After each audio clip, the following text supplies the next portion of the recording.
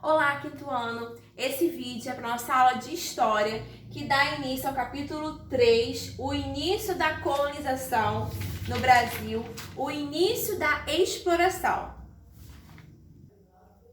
Vocês lembram, nas nossas últimas aulas, nós falamos sobre as grandes navegações, os primeiros navegadores, nós falamos sobre os portugueses, e aí nós falamos até quando eles chegam aqui no Brasil, em 1500. Vocês lembram disso? E aí eles vão querer aqui no Brasil colonizar essas terras. O que é colonizar? É povoar, plantar, lucrar. Eu quero que vocês pensem bastante nessas palavras, tá bom? Os lucros estavam no comércio de especiarias com as Índias. Lembram que quando eles estavam nas grandes navegações, o principal objetivo deles era o quê? Ir até as Índias, buscar especiarias que não eram comercializadas na Europa. As especiarias, elas eram importantes para conservar os alimentos, para tempero e até para usos medicinais. Então, quando eles chegam aqui ao Brasil, eles não vê de primeira vista lucro nenhum. O lucro principal deles estava o quê? Em especiarias. Então, eles chegam aqui em 22 de abril de 1500, tá bom? Vocês sabem disso. Quando eles chegam aqui à primeira vista, né, vai ter um conflito, sim, entre esse primeiro contato, só que depois o contato com os indígenas vai se tornar até amigável. Depois eu vou explicar por quê. As principais tribos indígenas que tinham aqui eram Tupi-Guarani, Tupinambá, tá bom? Entre outros. Lembrando que nós tínhamos aqui milhares de povos indígenas de diferentes tribos. Na página 285, nós temos aqui a prática do escambo. O que é o escambo, segundo o nosso dicionário?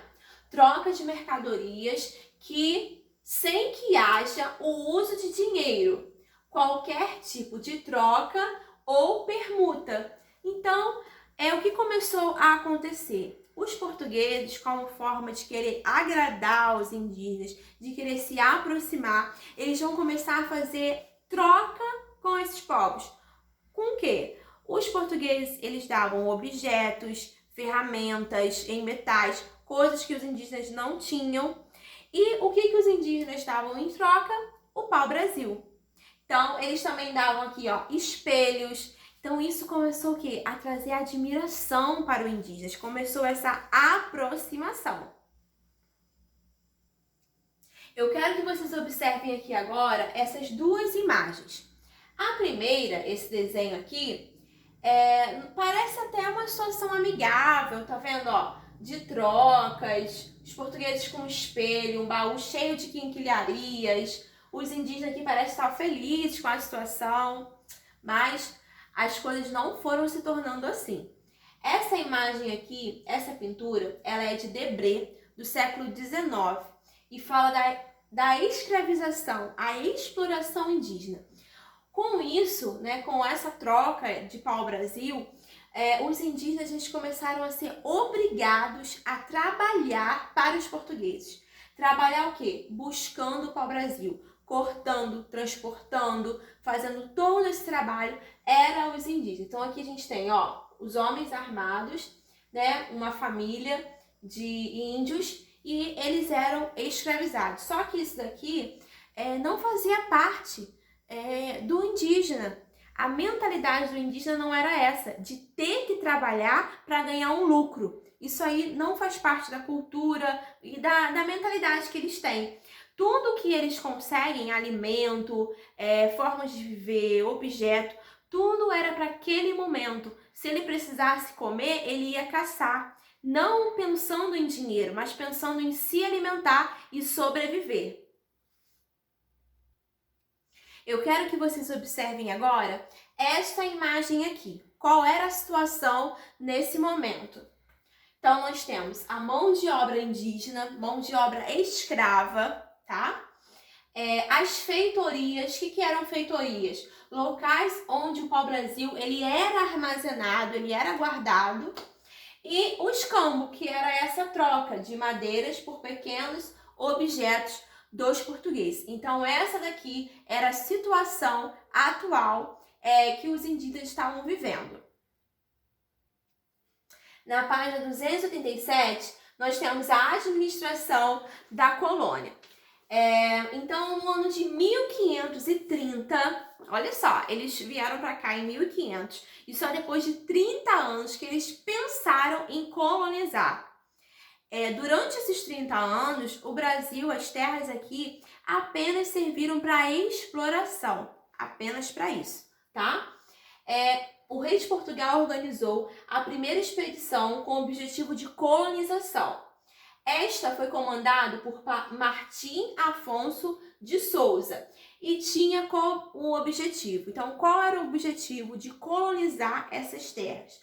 Povoar o território brasileiro, expulsar os invasores e iniciar um cultivo de cana-de-açúcar. Então, lucrar, povoar, expulsar quem era invasor e lucrar, tá? Com a cana-de-açúcar. Então, para melhor organizar essa terra, o rei pensou em dividir em capitanias hereditárias. O território foi dividido em pequenas faixas que foram doadas para donatários, que eram, quem era o donatário? Eram pessoas de confiança do rei e ele ficaria responsável por cuidar dessa terra e fazer com que essa terra produzisse e também povoar essa terra. Então, esse donatário ele tinha uma grande responsabilidade. Vamos lá, continuando. Então, essa imagem aqui, esse desenho é sobre as capitanias hereditárias. Então, elas se deram do ano de 1534 a 1536. Eram 15 faixas, tá vendo, ó? 15 lotes, esses pedacinhos aqui, e foram distribuídas para 12 donatários. Algo importante que a gente precisa falar é que esse donatário ele não poderia vender a sua terra. Jamais, tá bom? Por que o nome é capitania hereditária?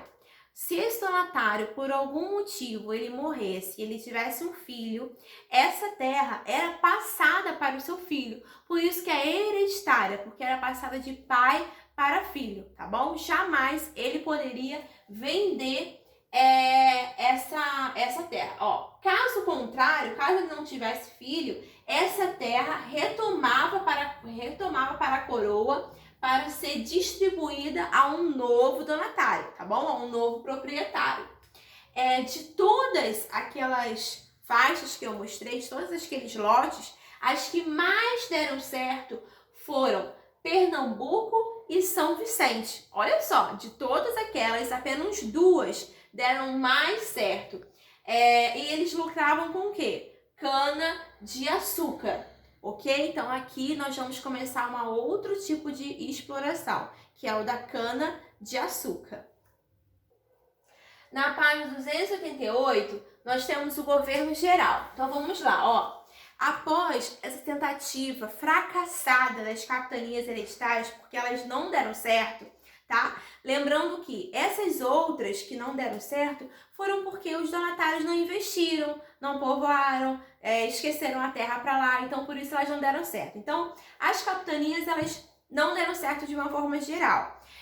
Então, olha só, a coroa portuguesa estabeleceu no Brasil um governo geral, que era uma forma de centralizar mais controle na colônia. Então, eles precisavam de uma forma de manter o poder, né, de Portugal, o poder da coroa, aqui no Brasil. Como seria isso? Implantando esse governo geral. E eles teriam também um governador geral, ok? Existiam as câmaras municipais, que eram órgãos políticos compostos pelos homens bons. Estes eram ricos e os proprietários, que defendiam os rumos políticos da vila e cidades. Aqui, a primeira capital do Brasil nesse período é Salvador, é a cidade de Salvador, tá bom? Foi a nossa primeira capital, fundada em 29 de março de 1549. Tomé de Souza, ele foi o primeiro governador geral e foi encarregado de organizar a construção de toda essa cidade. Aqui no livro de vocês têm, tá vendo, ó, essa gravura, e eu quero que vocês observem aqui. O que foi determinado? Ó, deveriam ficar na parte alta da cidade. Os prédios mais importantes, eles deveriam ficar na parte alta, porque teriam mais proteção militar, enquanto moradia, comércio ficava na parte baixa, ok? Observem essa imagem. Então, vocês vão ler os textos, vão fazer até essa página 289, que tem tudo isso aqui que nós falamos nesse vídeo. E eu quero dizer que qualquer outra dúvida que você tenha na realização da atividade, ou se algo você ficou com dúvida até aqui, você pode me procurar, pode tirar a sua dúvida, ok? E na próxima aula nós vamos continuar dando início a essa escravização indígena, tá bom? Quinto ano, um beijo para vocês, estudem e se cuidem!